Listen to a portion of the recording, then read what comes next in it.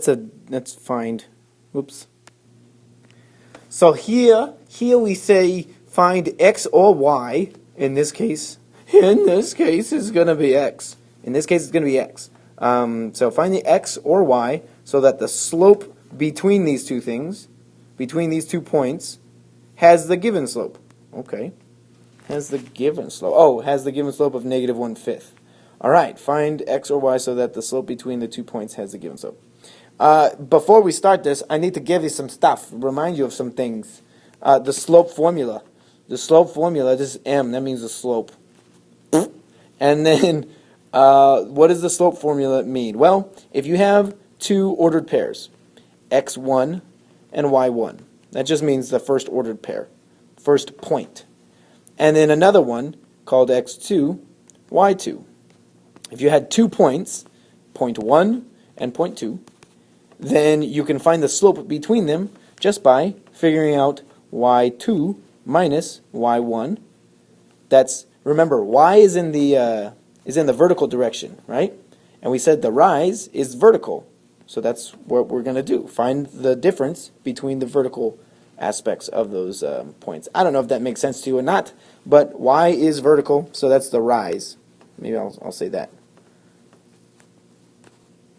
Because the y-coordinates decide how far up or down you are. So if we subtract them, we'll figure out how far apart they are in the vertical direction, which is the same thing as rise. Similarly, we have the run here, x1. Now you could do these in different directions. You could go 1 minus 2 and 1 minus 2, but you have to be consistent. If you have y2 coming first here, you better believe it that you'll have to have x2 coming first there. Otherwise, you'll get the correct answer, but with a backwards, like maybe a negative, when you don't need a negative. So this would be the run. So if we know this formula, this is x1, y1, x2, y2, we can just use it. We just use this. Okay, this can be my x1, y1. This will be my x2, y2. And I just use the formula. M. Oh, look at that. This is m. They give us the slope. So we're going to just try and solve. Let's see what happens. What are we going to do? Well, let's just follow this. y2, which is negative 3, minus, the minus sign from there, y1. Oh, that's a negative 2. So there's the minus and then a negative 2. This negative 2 has a negative. You don't just have 1. Remember, this green one is from the formula. Okay. So that becomes a positive. Oh, it's fancy. And then x2, well, that's just x. I don't know what it is.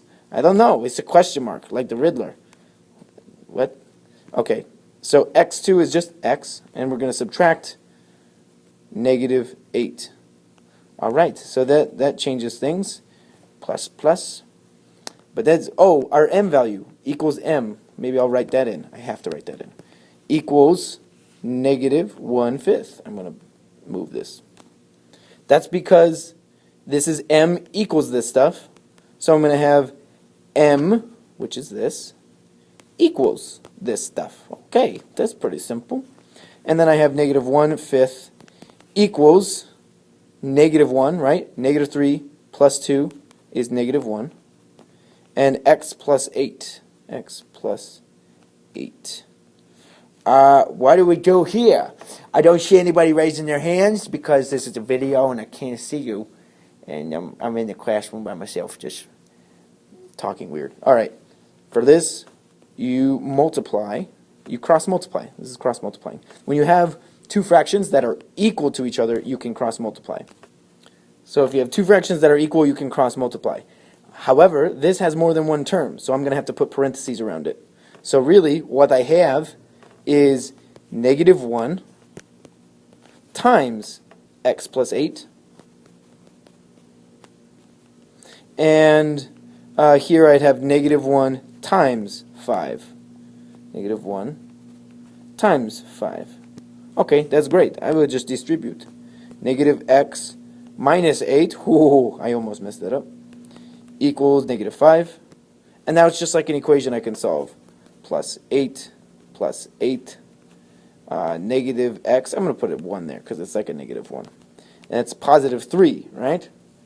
8 and then a negative 5. There's 3 positives left over. And then I had to divide by negative 1. So then what is the answer? X must equal negative 3. Okay, so that's the point that goes in here. That's your point right there. And that's all you do. If there's a y, instead of like maybe this was 2 and this was y, you still set it up the same way. Except for you'll have a y in the top. You would have like a y minus negative 2 because you wouldn't know it there. Hopefully that makes sense. I hope that's understandable. This video I'm trying to keep short, so I think maybe that'll be it. Have a good day.